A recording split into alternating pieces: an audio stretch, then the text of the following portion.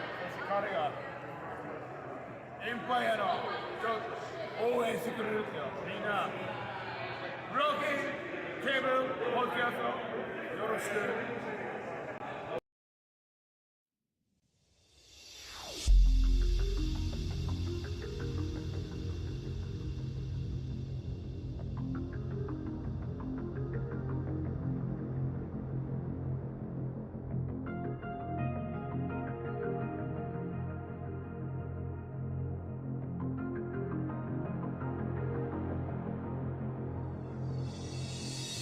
I hear the battle cry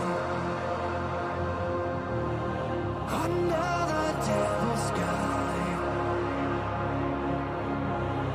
The one-winged angel screams. It fuels my hopes and dreams. The best that I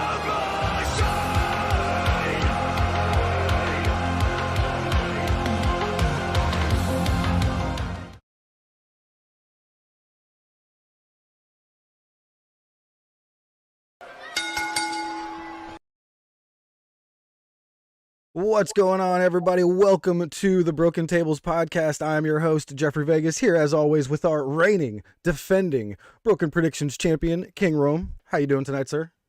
I've just been on an emotional roller coaster. I'm sure the end of that Dynamite had to have gotten to you. I know that for sure. I have not fully recovered yet. Oh, man. So we're here tonight with our episode number 128 with our AEW Dynamite review. Man, just what a night. I mean, this whole week I've been anticipating this match. You've been anticipating this match. I know our entire audience has been anticipating this match. This was unreal. You know, of course we'll get to that later, but we got to touch on it for a second. Like, I saw multiple things that I have never seen before. Like, multiple. Yeah, I mean, that match was just incredible. They gave him about 20 minutes to work with, which, was great. Yeah, it was an incredible match. Absolutely excellent. With an all-around just excellent show. Yeah, I was very, very impressed here tonight. Dynamite making another minor change with the red, white, and blue ropes. I'm wondering if that's the completion of this new red, white, and blue color package that we got. I remember we started out with the whole, the new AEW look of being red, white, and blue on all the graphics and everything. Then came the barriers. Then came the ramp, and now we're getting the ropes. Not sure if the ropes are going to stay or if that was for Independence, Missouri or not, but this was freaking awesome here. AEW was in Kansas City, Missouri tonight in an absolutely amazing episode. And I'm not sure if we have ever started an episode of Dynamite the way that we did here, with just immediately having the Bucks being wheeled out of the stadium into some ambulances. I was shocked. I was blown away at what was happening here. We got Nick was already in an ambulance taken away, Matt getting wheeled into an ambulance, and Hangman jumping in with him. I was devastated to start this episode of Dynamite, to say the least, but just thinking about that Kenny match later was what was saving me. But we see Don Callis holding Kenny back from leaving, saying, "You have a match tonight. You got to think about your match tonight." This was wild, man. We had Don Callis basically trending on Twitter, I'm pretty sure. Yeah, Ed says that my audio is a little low. I'm not sure. I cranked it up just a bit. Let me know if it's good there, Ed. Okay. So yeah, I thought that this was just, man, what a way to start the show. Hell of a way to start the show. So you just get right into this segment. I love when the purpose of a single episode of a show is to tell a story and it threads through the whole night. I really think that is when, the storytelling in pro wrestling is really at its best, when you have a common storyline going through. We saw that tonight. Starting off the show like that, it did just bam, right out of the gate. You just, no introduction in the ringside. You're just right outside, right after the intro. And yeah, like you said, the Bucks get loaded into an ambulance. They were attacked. Later on, we find out who Brandon Cutler says attacked them, which I'll talk about that later on tonight. But this was just excellent storytelling. The levels of storytelling here, as well, is just something that you need to take note of. It's brilliantly done. You have the Bucks go into the ambulance. Hangman goes with them. Kenny does not. He wants to go with them, but Don Callis holds him back. Says no, let them go. They'll be fine. You need to focus on your match tonight. I absolutely really loved this. It sets up the dynamic for later in the show, and it shows where Kenny's at, and it shows where Hangman's at. Yeah. All right. So next up, we started off the night with Orange Cassidy's music hitting. And it makes me chuckle every time, when we get Orange Cassidy first. I absolutely love it. And Orange Cassidy comes out with just a simple O and a C painted on his face. And even I have to admit, I was confused at first. I was like, what on earth? And then I immediately realized, I was like, oh, wait a minute. He's with Sting and Darby. Okay, that's his face paint. Even with his face paint, he's lazy. I thought that was a nice touch, especially because I was confused. You know what I mean? Like, I knew the answer, but it still got me. You know what I mean? I loved that feeling. So yeah, we get Sting, Darby, and Orange Cassidy versus Kip Sabian, the Butcher, and the Blade in a fantastic trios match. I thought this was great. Did you? Yeah, this is a really fun match, really fun opener to the show. And again, it's just really smart storytelling and character development. I also really enjoy that the house shows are canon. I think that's the way to do it. The way WWE does the house shows, where it's just the same match over and over again. Then we're going to act like these guys haven't wrestled 100 times. I think it's ridiculous. So twice Hold tonight. up. What? Coach says he was still confused until just now. So, Coach, there was a spot where Tony Schiavone was still confused, and he's like, what's with the paint? And Taz was like, Schiavone, it's an O and a C, Orange Cassidy. And Schiavone was just like, oh. That shit was hilarious, dude. I was laughing so hard. I'm not sure if Tony Schiavone was being serious or not, but he just immediately left the subject alone. He was like, oh, and just stopped talking. Yeah, that was hilarious as well. I really enjoyed that. Yeah, so as always, Orange Cassidy's phenomenal. Really fun trios match. I enjoyed that the house rules led to this match, which makes the house shows canon, which is the way to do it. It's the right thing to do. And then to have at the end of the match, so obviously great match where the Sting, Darby, and Orange Cassidy pick up the win, and you kind of see where everyone's at on that team. You see Sting and Orange Cassidy having fun, doing their thing. Sting's in the twilight of his career. Orange Cassidy being Orange Cassidy. They're celebrating. And all Darby can think of, he's looking up at that double or nothing banner, and you know exactly what he wants. Dude, Sting rolling out of the way of Kip up on the top rope like Orange does, that got me, dude. I was like, yes, Sting gets it. Sting loves Orange Cassidy as well. You know what I mean? Like, I loved it. So again, like, I just think Sting is the embodiment of what you do when you're a legend in the wrestling business that still wants to go and can still entertain. This guy doesn't take a spotlight. He's embellishing and enhancing the gimmicks of those around him and the characters around him. He's having fun with Orange Cassidy. He's doing the kicks, and he's doing the thing. Yep. He's doing his thing, but Orange Cassidy-ified. So good. You know what I mean? He's just making everyone around him better.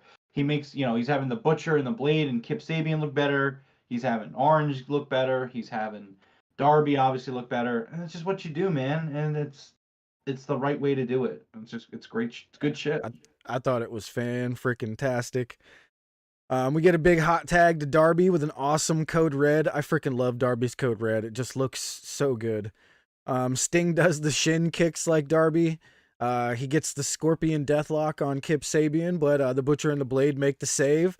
But Orange Cassidy and Darby take out the Butcher and the Blade. Sting puts on the Scorpion, the Death Drop, his finisher, And we get the 1-2-3 for Darby, Sting, and OC. And I just thought this was great. It was just a fun trios match. I don't think this is leading to anything in a trios capacity, but I think this is the beginning of Darby and Sting's, going out in a blaze of glory type thing. So I think that's where we're heading here is, I think it's going to be a tag team thing, not a trios. What about you? I mean, I agree. I think this is just a fun little thing for them to do. I mean, again, Yeah. Cassidy is the ratings draw. I mean, really, him, Sting, and, Orange Cassidy, Sting, and Darby are all big, good, they're good ratings draws. So, Absolutely. makes sense. All right. Next up, we had a recap of the 4 pillars with MJF, on last Wednesday. And they added a little bit of video packages to it with mixed in. I actually really enjoyed this. It was done very, very well. Whoever they got doing the editing on these video packages, they've been getting better and better each week, huh?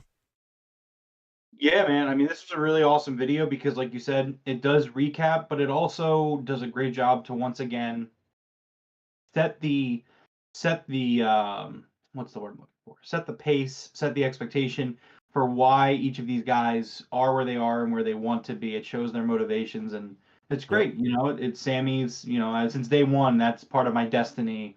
Jack Perry's like, well, I've got the wins to back it up. Darby's like, this company means so much to me. That's why I need the belt. Like, each of these guys have their own reasons for wanting to do it. Jack Perry also talks about like all the people that have helped him get there and supported him, and he wants to make them proud. It's awesome that all these characters have different motivations for why they want the same thing. And again, it's just really strong character work. They also they have a way to pad it out till May because this is a match that I think they need to get together as soon as possible. But MJF says none of you guys are number one contender. You guys got to win some matches. So I would expect to see these 3 guys wrestling singles matches probably for the next month and a half every week, which, I mean, I'm all for it. So. Yeah, same.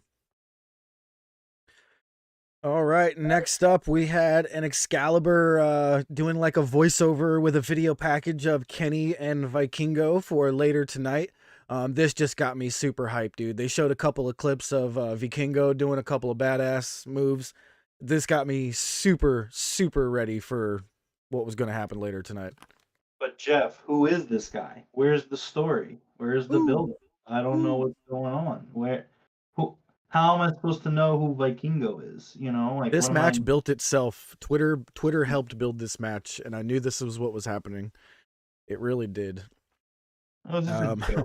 So next up, we had Top Flight versus the Guns in an AEW Tag Team Championship match. I actually thought this was a great match with 2 of the young teams in AEW putting each other over, really. They both really put on a great show tonight. Like, nobody definitely didn't, there was no squashing going on here. It was just Top Flight doing their thing and the Guns doing their thing. I thought everybody looked fantastic here tonight. And man, that moonsault from Dante is insanity. I mean, I know I've seen guys do moonsaults left and right here and there. That moonsault is in a league of its own, man. It's wild. Yeah, they are super talented, and this was a really good match. Yeah, fan-freaking-tastic. Dante does do that.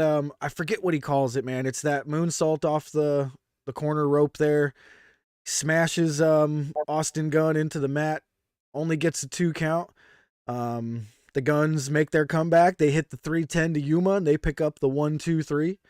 But what do we get as soon as the Guns go to get on the mic? We hear FTR's music, and FTR makes their way out to the ring.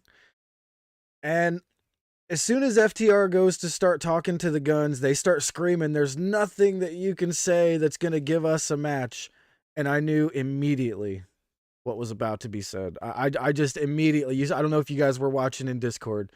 In Discord, I immediately typed, "Oh no, ... I knew it was coming.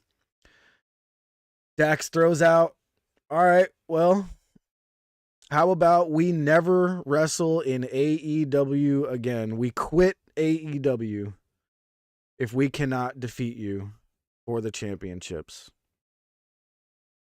To which the Guns immediately accept. And I gotta say something. The handshake to the spit in the face part, that looked like a shoot. I don't know. I'm not sure if you've noticed, but I've been wearing that FTR jacket on every single podcast since I have owned it. And it is not around my shoulders here tonight.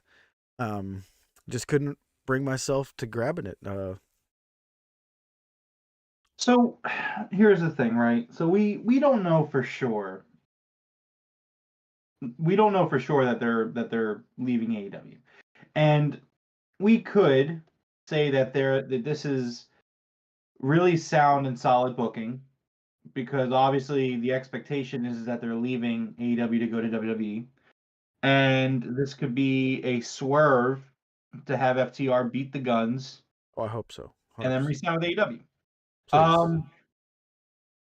That being said, I'm just not sure at this moment.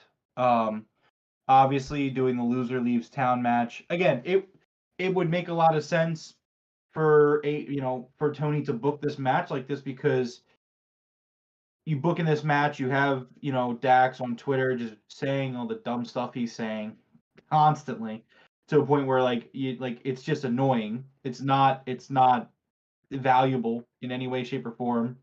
To the point where I unfollowed both of FTR on Twitter like a week ago. I was like, I'm done with this. Like, if you're going back to WWE, go back to WWE. I'm tired of you talking like you are. Like, do it or don't. Like, shit or get off the pot.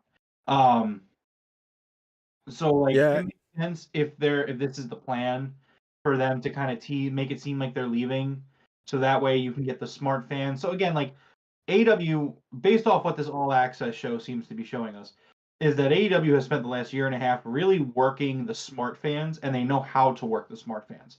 So I really want to give Tony and AEW and FTR the benefit of the doubt here and say, well, maybe they knew, maybe they were like, hey, FTR, make it seem like you're leaving the company. So that way when we book this loser leaves town match, everyone's going to think you're losing this match, and this is your last match. And then you guys are going to win, surprise the fans, big moment. Like, wow, awesome stuff. Yeah. And I want to I think, mean, but all I can say is I agree with Ed here.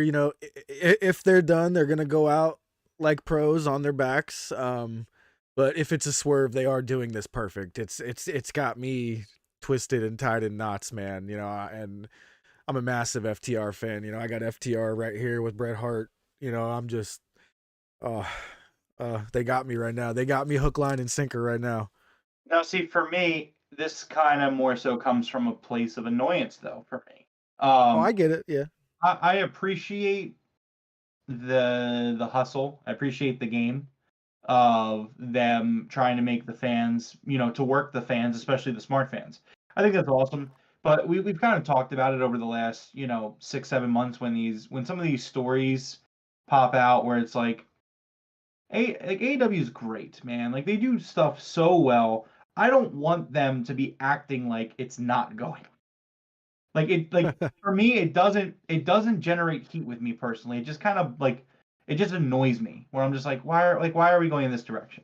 I understand that they want to get the smart fans and work them as well, but to me it just kind of annoys me. Like, again, Dax, it's at the point where if FTR does resign, I'm still gonna be fucking annoyed that Dax went on his podcast and brown nosed Triple H. It doesn't Exactly, Ed. do it for me. To be fair, I've never been I like FTR a lot, but I would not be devastated if FTR left. I'm not. Jeff is the huge FTR guy. Yeah, For me, it's I would not be. I like them. I think they're great. I think they're very talented. I think last year they were the best tag team in wrestling. But no, FTR are not. I'm not a big FTR guy. So I would not I'm be not going to okay. be heartbroken if they go. But it's a place of annoyance where it's like, okay, well, you bitched about it on Twitter for a Yeah. month, and that just kind of See, irks me. So I've gotten to a place where I just don't let Twitter affect me at all. I'm just like, yeah, okay. well, sure, I get that. I'm not saying it to a full extent, but you're saying that we're talking about Dax himself I know, on I know. Twitter. You know what I mean? It's like it'd be one thing if like the trolls were like he's going to the Fed. Like, no, I don't care about what the trolls are saying. Yeah. But if Dax himself is like, yeah, man, going to the Fed, I'm just like, all right, well, cool. Well, all I could say is they definitely got me with this one. I'm just like, please no. Please no. Have FTR squash the living shit out of him and then have Tony come out with 2 contracts and have him sign it right there on the ramp for me. Like, please. Now, so something else, just kind of like I don't know if it's a negative thought or not, but I think that the way this storyline is set up doesn't really leave room for CM Punk to come back. I mean, not to be involved with them. Did you see a CM Punk's newest tweet? That shit was awesome. I did, but that doesn't mean anything. No, but I mean, Nothing like, means anything. well, because if you're bringing CM Punk back, you probably want to have him do matches again with the Elite, with Kenny, with all that. It makes sense for him and FTR to go back together. Again, we've been talking about it for months. Like if he comes back, it just makes so much sense the way FTR have continued to align with CM Punk. Even today, the Fightful report where Dax is like, I talk to CM Punk every single day about wrestling. It's like, oh, okay. Yeah. Which that's another tangent. If Dax was going to WWE, I don't know if CM Punk would be like, yeah, man, let's talk every day. So I don't know. That's weird. Right, But, exactly. Yeah. but I mean, again, it's still the way that they're setting up the storyline. Like, where would CM Punk fit in? And I don't think it's like I don't know. Nowhere Don't yet. You do that. You bring him back by himself, and then somewhere down the line, we do this. You know, doesn't have to be right away. See, I think it would have to be right away. Especially if Kenny wants to be a yeah, one-on-one right. guy, you do CM Punk versus Kenny, and then maybe FTR just versus the Bucks like that, and then you combine it later. Potentially. But let's move on here. Next up, we had Jade Cargill with Renee. Oh, go ahead. So real quick, I actually wanted to get through that segment. At the beginning of the segment, Excalibur says that he got a text from Brandon Cutler. That's right. Who was at the hospital with the Bucks, saying that he says that the Blackpool Combat Club was the one that attacked the Bucks. Sons of bitches. So I have a theory, and we'll talk about it later. Ooh, I hope it's the same as mine because I actually have one too. That's gonna be good. Yeah, we'll talk about it towards the end of the show. All right. So the Jade Cargill segment with Renee Paquette was really good. We had Mark Sterling with her once again. And in his hands, it looked like he had some sort of court order or a copyright stating that the Jaded can no longer be used by Taya Valkyrie while in AEW. And it looked like Jade made an official challenge to Taya Valkyrie for Rampage, but then they announced Taya Valkyrie is going to be facing Layla Gray, right? No, so Layla Gray challenged Taya. Oh, okay. So that was a challenge from Layla Gray. Yeah, Layla Gray said that she was going to give Taya the cease and desist letter, and Jay was like, "That sounds like a challenge." And Layla was like, "It is." Oh, because Renee Paquette looked at Jade and was like, "Is that a challenge?" And she was like, "Yep." Okay, I missed that part that Layla said that. Okay, so now that makes sense. Maybe I'm going crazy. I thought Layla said it. No, you're probably right. It does make a lot more sense when hearing that. Like, it actually makes it make sense to me. Yeah. This was great. And then Renee Paquette, I love how they kind of combined this a little bit where she said next up, Stokely Hathaway faces Hook. And they all kind of laughed for a second at Stokely making his debut. Jade and everybody laughed. And she says, good luck, bud. And we got Hook versus Stokely Hathaway coming to the ring here. And I actually thought this was done so well. It should have been the way that I thought it was going to go, but it actually wasn't. I had a couple of different things I thought were going to happen here, but they went a different route, and I thought it was absolutely the best way to go. Stokely tries to come out and say that, he's got a doctor's note from Dr. Simpson ringside. His name is Samson, by the way. And he pulls out the doctor's note and he hands it to Bryce Remsburg. And Samson says, that's not for me. I don't know what he's talking about. So Bryce Remsburg tears the doctor's note in twain. And Well, Big Stoke just had to basically run out of the arena. He starts running into the crowd. Hook chases him down and brings him back. And we get an awesome beatdown, man. I didn't think we were going to get, a prolonged beatdown here, but this was very good. I absolutely love this. So a few things that I wanted to mention that you did not bring up. Number one, when Stokely Hathaway is getting announced, it is said, where it's like the weighing in at, and from this, instead of saying that he is announced as he's not as big as any of his clients, but he has the heart of a lion and the wisdom of an animal. It's Stokely Hathaway. He gets into the ring, and like you said, he says he's sick. He has a doctor's note. He's injured. He's not cleared to compete. And he says also, I have a doctor's note from Doc Simpson. And here you go, Justin. You can read it and announce to the crowd. I'm also announcing that I'm retiring tonight. So I want to thank all of my fans, all 12 of you. It's been real. And then so like just Roberts opens it up and he's like, dude, this is just the receipt from Wingstop. And on it says, I am sick. Funny. It's Oh, so now I want some funny. Wingstop. Yeah, Wingstop's good, man. It's people don't sleep on Wingstop. Wingstop's Yeah, don't really sleep good. on the Wingstop, even though No. we got better wings at Curly's. You know what I'm saying? Oh, absolutely. But for me, Curly's all the way in Levittown. That's an hour away. You know what I Oh, for mean? sure. Yeah, I wouldn't Sometimes expect you Wingstop is to. like 5 minutes away. Sometimes I gotta just Yeah, you gotta go with the yeah. Wingstop.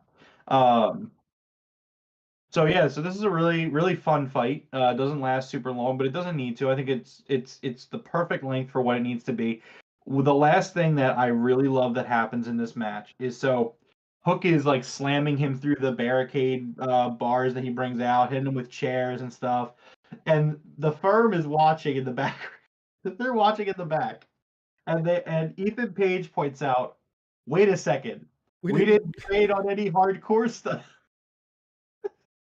They're doing this training montage, doing power slams and suplexes and backdrops, and at no point in the kayfabe did these idiots. Obviously, Matt and Isaiah are doing it on purpose, but the rest of the firm are just a bunch of dorks. They're just like, wait a second, this is the no disqualification, no holds barred match. Why didn't we practice anything else? My favorite part is like you just said, the training montages. They never trained suplexes or hardcore stuff, and that's all we got. It was nothing but suplexes and the hardcore chair shots. The barricade was great. It was one of the old school black steel barricades that, I was like, where the hell did that come from? We don't even use those anymore, you know what I mean? But it was freaking fantastic. I absolutely loved it. The Hook locks in the red rum. Stokely was immediately unconscious. So Hook picks up the win and finishes his business, walks up the ramp, and job well done. I thought this was absolutely done perfectly. Perfect. It was just perfection from beginning to end. I loved it. Yeah, completely agree. It was perfect.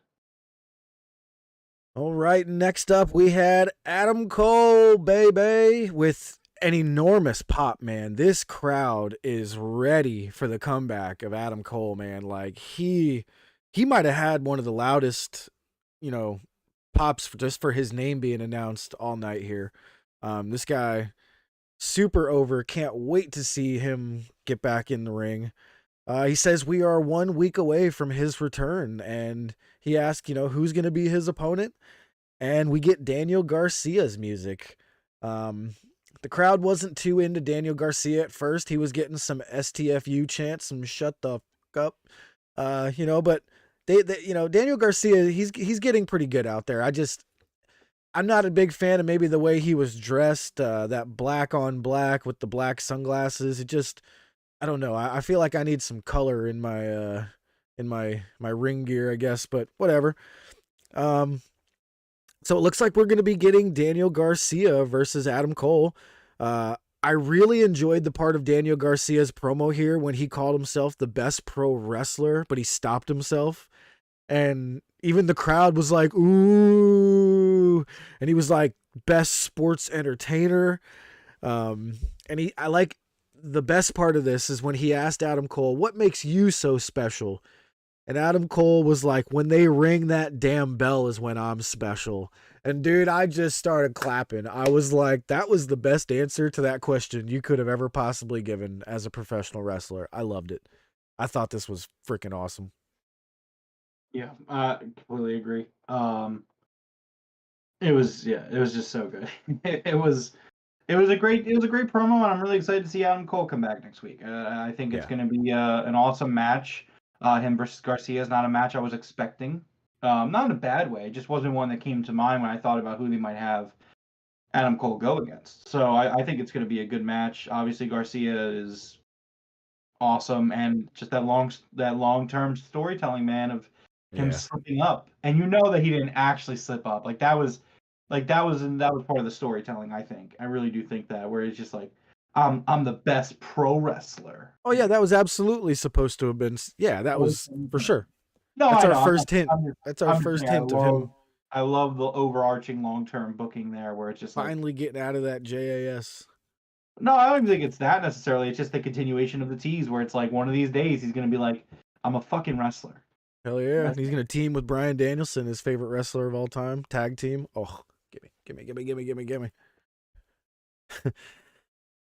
All right. Let's see here. So Adam Cole basically just says this match is going to be a statement, and he is back, baby. So I can't wait. I was pointing out my Adam Cole figure up here above me, and I just realized Britt Baker has fallen over. That had to have been when I almost fell out of my chair right before we started here. I'm surprised everybody didn't fall over after that, but we're not going to talk about that. So next up, we had Alex Marvez backstage in a hallway with a door that had labeled Kenny Omega and the Bucks. Obviously, we knew the Bucks were not here, so Alex Marvez says, you know, they're expecting me. So he walks in, and it's Don Callis trying desperately to stop Kenny from leaving the arena and going to the hospital with the Bucks. And he explains to him, you have a match tonight. You're a singles competitor now. Really can't help but feel like Callis may have been involved in this Blackpool Combat Club stuff, man. You know, I know you said we would talk about it later. I feel like this is the spot where we would start to talk about this. Sure. I Let's do it. have a feeling Callis may be taking the place of one Lord Regal. So I'm not going to go that far necessarily yet, because obviously you have the Takeshita thing going on. Yeah. I don't think the Blackpool Combat Club attacked the Young Bucks. Okay. So here's where I'm thinking. So number one, at every possible turn tonight, throughout the entire show, from the second that Brandon Cutler texts Excalibur throughout the entire show, whenever they discuss the Blackpool Combat Club or the Young Bucks getting jumped, they say that the Blackpool Combat Club allegedly did this. Brandon Cutler accused them of doing this. AEW does things for a reason. You know, we talk about it all the time. Especially this Elite storyline. These guys are like, look, I don't care if I catch flack for this. I'm just gonna say it. The storytelling of the Elites, and I mean like the Elites' personal storyline since day one of AEW to now, is hands down the greatest storytelling in professional wrestling. I don't care of any era, of any company, from WWE's highest of highs, the best days, you know, wherever. I'm like, it's the best storytelling, and everything that they've done has been meticulously placed. And you want me to go with the understanding that they have very specifically made it a point, an effort at every point to say that the Blackpool Combat Club allegedly did this, supposedly did this, accused of doing this. And then to go even further, you go through the entire show, and what's happening? You have the Blackpool Combat Club taking out Stu Grayson in the back. They had come out and they attacked Kenny. I just think that it just seems really weird that, like, it just seems too on the nose that all of this is going on. And then also, this is just me thinking about it. Maybe I'm overthinking it. That's fine.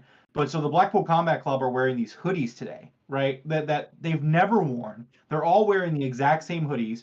When Mox and them all come out for Stu's match, they have like their hoods up even. Like, I don't know. Part of me wonders, like, did Brandon Cutler just see a bunch of dudes in Blackpool Combat Club hoodies jump the Young Bucks, and like that's what he saw, so he's going off of that. And again, like Don Callis is the invisible hand, so maybe Jeff, maybe you're onto something with Don being involved with the Blackpool Combat Club. I don't know, but again, I could just see it as Don sees the Young Bucks as a liability, and you see that throughout the show when they get attacked and they're going to the hospital. Who stops Kenny from going to the hospital? Don Callis. Yep. When they're arguing in their locker room or dressing room or whatever, Don is saying, you don't need them. They'll be fine. They'll be fine in a few months. I sent Nakazawa. Don't worry about them. You're back in your singles career. Like, focus on this. This is what we need to focus on. He's clearly trying to eliminate the Young Bucks. It fits his story. And then later in the show, obviously, we'll get to it. But like, what happens when somebody that isn't part of Don Callis' plan comes to Kenny's aid? Like, he makes it so Kenny distances himself from that person. And we'll talk about that. But there's just so much to it where it just seems, oh, Ed got timed out by the Nightbot again. Oh no. It just seems really like I'm just sitting here looking at this and the pieces just fall in place. Obviously, the pieces can also fall in place of it just being like, yeah, it was them. It was the Blackpool Combat Club. And I could absolutely be overthinking this. But at the same time, it's just little things like that that make me doubt whether it actually happened. Because you could also say, I mean, obviously the shock value of how you start the show, but why didn't we see the Blackpool Combat Club attack the Young Bucks to start the show? Like, True. just seems original. You got some good points there. I definitely give you that. So we shall see. I usually do. All right, next up we had Jon Moxley versus Stu Grayson in a freaking awesome match. That my only complaint would be the result of the match, but we'll get to that. Stu looked amazing here. I thought Stu looked freaking fantastic. Man, his moonsault from the outside off the top rope to the outside, landing on his feet, incredible. My only complaint here, like I said, Jon Moxley winds up winning this match with a massive avalanche Death Rider. But I feel like we should not have pinned Stu Grayson here. I mean, his return just happened. I don't know. Something felt off about him losing, his first match back. You know what I mean? It's just something felt weird to me. Might just be because I'm a big fan. Yeah, that's what it is. Stu Grayson was not going to beat Jon Moxley. Sorry. I didn't think that either. You know what I'm saying? Like, I really expected some sort of, outside brawl between the Dark Order and the Blackpool Combat Club, and maybe to spill into the ring and cause a DQ, because we don't get those very often. But this wound up being like a clean victory, I wasn't expecting a nice, clean victory like that. And I challenge. So Ed is in the chat trying to argue with what I said about the best storytelling in wrestling history. I would like to hear Ed's rebuttal about what is the best storytelling in wrestling history. And I'm saying like storytelling. But anyways, it was a great match. I really enjoyed it. Yeah, absolutely. Next up, we had Renee Paquette with Ricky Starks backstage, asking him about Juice Robinson. And this felt very awkward to me. Ricky Starks almost dropped an F-bomb. He was like, this is the weirdest shit that's ever happened to me in my career. And I was sitting there thinking, like, what's weird about what's happening? You're getting set up for a match with Juice. I was just so confused here of why he was, like, fed up with everything. And I'm like, what are you fed up with? It's been like a week, like 2 weeks. Did this come across like that to you? I actually agree. I was actually kind of underwhelmed by this promo, not because it was a bad promo, but it just didn't line up with what I think it should have been. Yeah, it was just awkward how he was like upset at this. It felt like this is what he should have said about the whole Jericho thing. You know what I mean? Like, before the end of the Jericho thing, he should have been like, I'm stuck in this twilight of Jericho. This is crazy shit. Like, I didn't understand what this was about. I was just kind of like, dude, he's just your next opponent. It felt like he was almost upset that this is his next opponent. You know what I mean? It felt like he was upset he's not involved in that 4-pillar thing, maybe. I don't know. It just didn't come across well to me. I don't really put too much into it. I just think it's a swing and a miss. It Yeah, happens. I agree. I want to know what Coach thought. Ricky Starks is Coach's boy. Next up, we had QTV with Harley announcing that she had discovered a hot new prospect, this Ray Phoenix. And they show some video of Hobbs absolutely destroying Ray Phoenix. They all start laughing. They announce how Solo was the one who he actually stole Wardlow's identity after he took his bag and caused Wardlow to lose his house and his car and all kinds of stuff. And then he says Solo even hacked some Twitter account called The Observer and started some heat about the hotels. I thought this was an absolutely great way to use some, real life storylines and bring this in. This was awesome. I know you love this. You had to. I absolutely do. And the QT agenda, as we're gonna call it, continues. It rolls on. QT Marshall once again just putting out like hell of a promo, hell of a segment here. So I actually missed. I didn't quite click on the reference, and maybe you can help me. But so he had a cheese board, a charcuterie, if you would. QT did, and people were pointing that out that was a reference to something, and I don't know what. So if someone in the chat could actually help me out with that, because maybe I'm just like not remembering correctly, but people were like, haha, QT with the charcuterie board with the cheese plate. That's hilarious. What a reference. So I don't know what that's from, but if someone could help me out with that, I would Me appreciate it. neither, actually. Yeah, because nobody on Twitter said what the reference was, but it was just a very it was seemed like people were like, ah, that's a good reference. That's a great reference from QT. I have no idea what it was referencing. Yeah, I don't know. So this was a really awesome segment, and again, I really loved Solo. I love that in the kayfabe, Solo and QT have bankrupted Wardlow. He's lost his house. Yeah. He's lost his car. He has lost everything. He has nothing left. I love that. It's Are we such gonna get bum ass Wardlow like bum ass Corbin? no, no, but it is one of my favorite cliches is wrestling heel geeks admitting to crimes on national television. It's the best. It's so good. Yeah, Which I was kind of like, dude, you just admitted to stealing his identity and breaking into his car and hacking a website. Like, that's like 2 felonies minimum. Yeah, and so Coach Nick also kind of points this out, and I think it's also really worth mentioning that like QT is not the only person that's really killing it with these QTVs. I mean, I know everyone loves Harley, and I think Harley's great, but like Solo is really coming into a role here that he's doing really well too. Like obviously it's not like yeah, I need to see more to like really like praise it, but this is this has been really good. Ed's asking me to check the Discord. Let's see. It was a callback to his Twitter feuds last week. Okay, we'll have to check that out. I remember this. Oh, thank you, Ed. Thank you so much. Yeah, I remember this.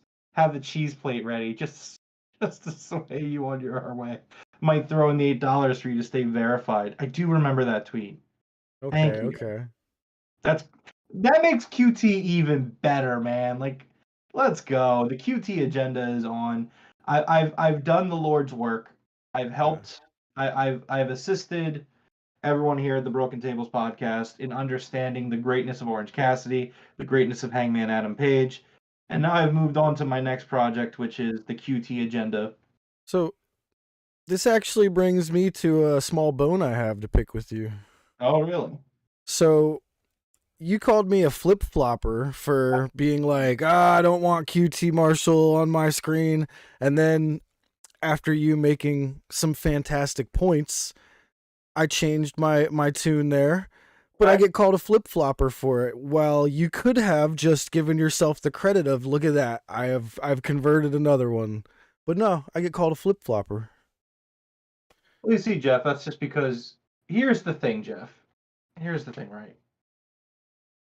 It's not that you like people are allowed to change their mind. That's not the problem, Jeff. Hold on.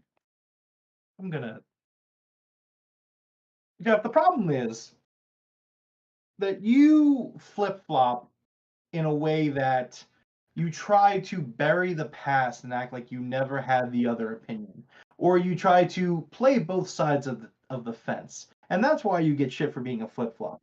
It's not about growing. Part of being a human being and being, and living in this beautiful world that we live in is growing. I mean, theoretically, we could shit on me because I used to watch WWE. I don't watch it anymore because you know what? Because as a human being, I grew and I learned, and that's okay. It's okay to make mistakes.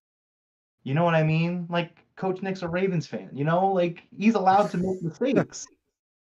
Ed doesn't know what good storytelling is in wrestling. He's allowed to make mistakes. Natasha doesn't like QT Marshall. She's allowed to make mistakes. All Anyways, right. that's why you're a Well, flip flopper because it's not about making mistakes. It's about how you react to the mistakes you make. I got you. All right. Let's move on here to our next segment. We had Sky Blue versus Tony Storm in a great match. I would argue this is Sky Blue's best match to date. I would like for someone to point out a better match for me that I may have forgotten about, but I honestly thought this was a fantastic match between these two. Sky Blue looked absolutely prepared for this. You know what I mean? Like this is a big deal. She's wrestling, the former champ and on Dynamite in the 920 slot, of course, the 920-ish slot, but I thought they killed it, man. I thought this was fantastic.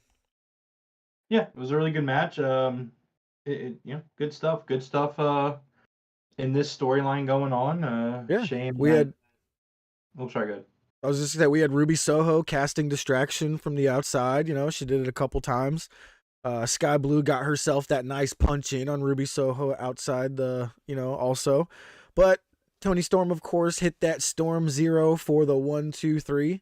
And when it looked like the Outsider girls were going to put on a beatdown, we got a really nice save from Riho and Willow once again. Riho coming out with that steel pipe.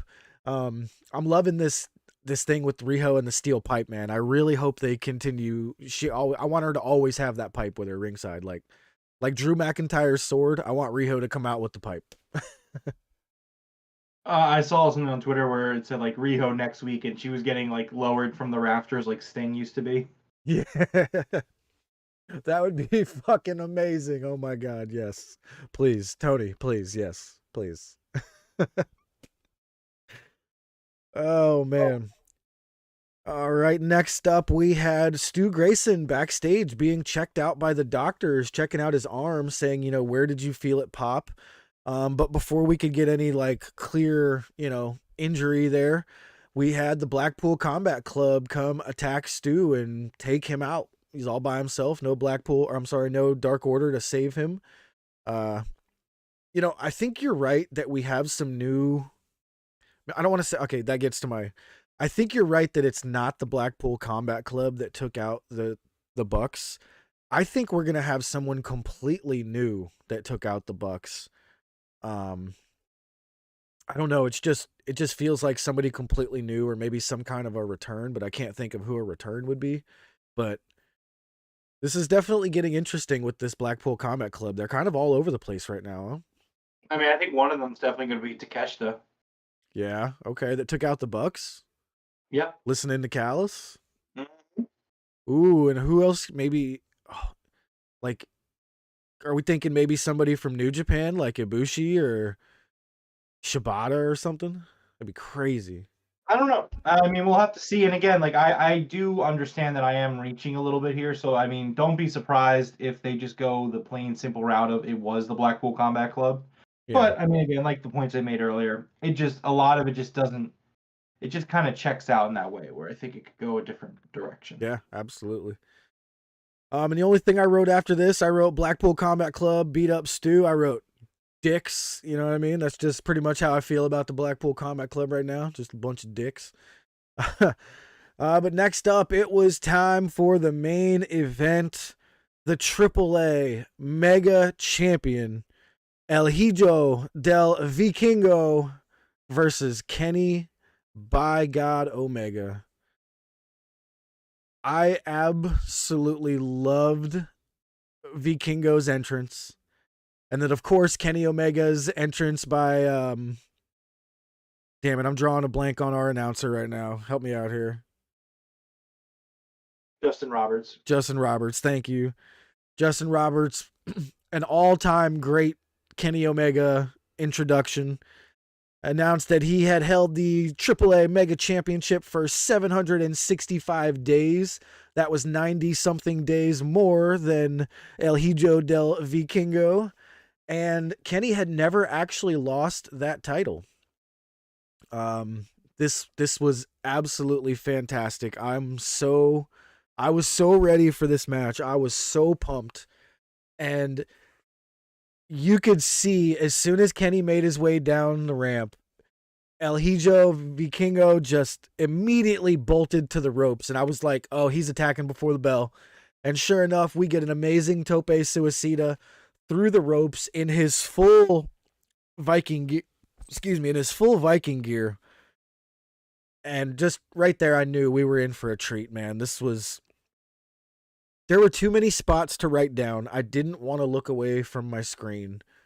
This was one of the best AEW Dynamite main events given to us for free I've ever seen. This is on par with Kenny versus Danielson in that main event that went 30 minutes, I believe it was. This is on par with so many other main events in the past. I mean, I don't know what else to say here. This was incredible. I saw multiple things from Vikingo that I have never seen before. All these people asking who on Twitter. All I gotta say is if you don't know, now you know. Yeah, I mean it was an awesome match, really enjoyable match. I mean it was excellent. I think, look, man, I mean I was gonna say it to kind of close the show, but when AEW is on its shit, you know what I mean? When it's got its stuff together and it's running at the best it can run. Again, I'm not afraid to say it. There is no wrestling promotion in the present, in the past, that can rival the work and the quality that this company puts out. It's just not possible. And I mean, yeah, it was an It's excellent just, second week in a row where we got a pay-per-view quality main event on free television. yeah, it was incredible. This was absolutely a pay-per-view main event given to us for free. And, you know, we only got about 50% of what these guys are fully capable of. When we get this in a real pay-per-view setting, I'm hoping AAA Mania or whatever. Yeah, Triple Mania it's called. I'm hoping we get it there. Or do we get it? Oh my God. Do we get a trilogy between these two where at Forbidden Door 2 we get number 3 after Triple Mania? Please, because I already got my tickets to Forbidden Door. Let's go. We're driving to Canada, baby. I would say no. I think that I think Kenny versus Ospreay is the Forbidden Door match. I think that's the match. You're probably right. You're probably right. But I would not be disappointed with Kenny in a trilogy here. I would not be. Let's do a trios match with those three. So let's talk about the end of this show. Let's talk about it. So after the match, Kenny wins. After we gotta do one thing first. We gotta talk about the shout out to the podcast. Kenny sets up a table. We get another 10 minutes go by. I forgot about the table. El Hijo hits a 630 senton through Kenny, through the table. I saw people tweeting out, how is Kenny still alive? El Hijo, thank you very much. Gracias for the shout out to the podcast. That was an amazing Mesas Rotas. Absolutely fantastic spot. Thank you very much for the shout out. But yes, Kenny does win via the one winged angel, of course. I had a small little thing inside me that thought he was gonna that I thought Vikingo was gonna kick out because we had 4 minutes left. But that brings us to your point of after the match. So after the match, Kenny's in the ring with Don Callis and the Blackpool Combat Club, John Moxley, Claudio Castagnoli, and Wheeler Yuta. They show up and they start beating down Kenny Omega. Don Callis is looking around. He's like, "Oh, someone needs to help Kenny. Who's going to help Kenny?" And then what do we see? But an ambulance racing to the arena, sirens blaring, and I'm like, hold the fuck up. Like, I stood up, and Hangman Adam Page emerges out of this ambulance. He hijacked an ambulance to get back to the arena to help Kenny because he knew that Kenny was going to need backup. Once he knew that the Bucks were okay, he knew he had to be there for his friend. And so Hangman gets there. Blackpool Combat Club are looking around. You know, they're like, "What? Where is he?" Hangman comes out with a 2x4 with nails in it, and yeah, that was wild. And he clears the ring. And at this point, I'm shaking. I'm pacing around my room, and Don fucking Callis, he sees Hangman, and he immediately does a giant bump onto the ground himself without being touched, and he makes it seem like Hangman attacked him. Kenny's like, "Why would you attack Don?" And Kenny thinks that Hangman attacked Don, and Hangman's like, "Why would I do that? That makes no sense. And like, they were beating you up and I came to help you. Why would I attack Don Callis?" And Kenny ends up leaving with Don instead of Hangman. And the nuclear heat that I have for Don Callis right now. He's trying to separate all of Kenny's friends. He is, and that Kenny's going to be the next Hangman, no friends. Like I said earlier, that's the goal. Hangman does not want, or I'm sorry, Don Callis does not want Kenny to have any of his friends. He wants to be able to control Kenny because he knows that Kenny's friends are more important to him than anything. And Don Callis is afraid of that.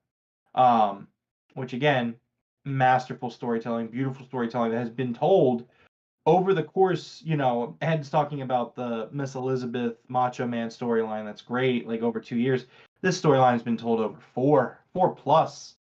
Like this storyline has been told is in general, it's being told over the course of the entire existence of all of them being in the elite, even outside of AEW in Japan. And I'm sorry, but this is the best storytelling in the history of professional wrestling for the levels that it's told on, for the longevity of it, for the way that it can make people react and feel. And I understand that I'm also maybe projecting that a little bit, but when I see people talking about it, they're saying similar things. So I'm going to feel justified in saying that. This is absolutely excellent storytelling, and this is the second week in a row where the show ends and I'm like, you can't fucking end the show like that. Like, not in a bad way, but in a way where it's like, holy shit, I need it to be next Wednesday so badly. And like, here's the thing. Like, I wouldn't say that this was like an all-timer in terms of like a show itself. I mean, it was an excellent episode of Dynamite, but just the elite storyline running throughout it and the Blackpool Combat Club being involved through the whole show. And just this story that just weaves and weaves through every other segment is either about the elite or the Blackpool Combat Club. And it's just masterfully done. It's just beautifully done. And it, for that alone, it really is like, I don't want to say it because I said it like I think the last 2 weeks. It's another all-timer for me in terms of Dynamite because look back at the show, like it opens and it has this thing that draws you right in with the elite. and it's such a big deal. I'm not even going to talk about the fact that they covered up CM Punk on the truck. That was just dumb. But like, Oh, that was done on purpose for sure. oh, absolutely. It was just by boxes. It wasn't covered up, like they didn't cover the actual side of the truck. It was for the shot. They had boxes up against the truck. Right.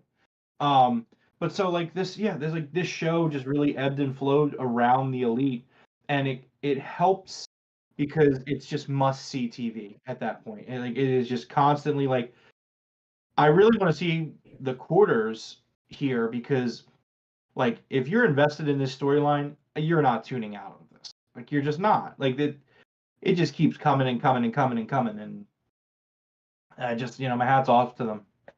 It's excellently done. It's excellent storytelling, and I love it, and just want to see where we're going next. I want BTE to be like 25 minutes of people trying to explain what happened to Kenny, and Kenny's just like not listening. Yeah. I think that would be really good, because all Hangman has to do is be like, bro, watch the end of Dynamite. Like, just put it on. And obviously that's a kayfabe thing where you kind of just like, well, theoretically, he could just look back on Dynamite, but you got to suspend your disbelief a little bit. Yeah. Again, I absolutely loved this episode of Dynamite just because of the storytelling alone. There was a lot to love outside of the Elite as well. The trios match, the women's storyline moving forward a little bit. The Hook Stokely thing was excellent. QTV was excellent. Adam Cole, I'm excited for Adam Cole. Obviously, Jade and Taya is really exciting as well. The Pillars package, there was a lot to love about this episode of Dynamite. But, goddamn, it was just excellent. And the Vikingo Kenny match as well, obviously. Oh, so good, man. So good. Let's see what Ed's saying in the chat. He's saying, other matches weren't bad at all. Love the opener, but it was all built around the main event, because that's the number one criticism I'm seeing tonight. Well, wait, so it's a critique that the entire show led to the main event? Because I don't think it's a bad thing at all. Yeah, what do you think they do with the freaking Bloodline stuff? The Bloodline's like an hour and a half of SmackDown, and then it leads to a main event. I'm not even going to compare it to WWE. Like, I'm not even going to make this an AEW WWE thing. I'm just going to say that, like, you should like, that's smart television. Like, you should lead into your main event. Like, there should be things that happen in the show. Ed says no. Yeah, I'm just like, I feel like that's wrong. I'm sorry. Ed is typing as we talk, so let's see what Ed says. Two separate thoughts. Hold on. Well, so wait. So Ed, please explain to me what was the critique of the show that you're talking about. I would like to know. Yeah, what is the number one criticism you're saying you were seeing? Yeah, because I didn't really see much criticism. Yeah, I don't think all the Who's or all the Owls are gone. I don't see them right now. Yeah, well, let's see what Ed says. But yeah, I absolutely love this. Yeah, that Hangman stuff, man. Oh, absolutely. Fantastic. What do we have lined up for Rampage? I know they did announce a good amount of things for Rampage, right? Yes. So number one, we're gonna have to talk about when we wrap up tonight, but Rampage is on Saturday night at 10 p.m. this week. Announced for the show, we have the TNT Championship, Powerhouse Hobbs versus Penta El Zero Miedo. Layla Gray will be taking on Taya Valkyrie. Brody King will be taking on Jake Hager. We're going to hear from Ricky Starks. He issued an open challenge to have Juice Robinson come out and face him on Rampage. We'll see if he comes out. And then the Acclaimed will be taking on the Kingdom. Only match announced for Wednesday is Adam Cole versus Daniel Garcia. More matches will be announced on Saturday. Okay. Well, I am absolutely ready for Saturday, but you mentioned you were not going to be able to make it for a Friday. Did you know it was on Saturday? I did not know it was on Saturday, but the problem is I'm also working Saturday night till midnight. All right. Well, so everybody knows, then we will be doing a watch along. I'm just going to do a watch along when you're not here for a full blown review. That'll just be the easiest way to get that going. And I know a lot of you guys in chat love when we do the watch alongs. They actually seem to do very well on the view count. So love doing those with you guys. So Saturday night, it'll be me, Jeffrey Vegas, with you guys in chat doing a little watch along of Rampage. So look forward to that one. You got anything else you wanted to go over here tonight, man? No, not really. Let's see. Ed says the number one criticism was about people. Kenny can just watch the clip. Yeah, I It wasn't doesn't sure what appear that meant either. I'm just. what people are crying about. No, let people cry. It was an excellent episode of Dynamite. They ain't got nothing to complain about. You know what I'm saying? There ain't nothing I could hear anything about tonight. So, excellent episode of Dynamite. I'll definitely give this like a 4 out of 5. Like you said, it wasn't an all-time episode, but the whole episode was great. And to me, this might have been one of the best main events I've seen in a long time. Thought this was incredible. I hope we see Vikingo again in AEW soon. Really hope Triple Paul doesn't try to go do something and pull the rug out from under AEW here. But we shall see in the future. But until next time, gonna bust out the old foam finger here. And we shall bid you guys adieu. Top guys out.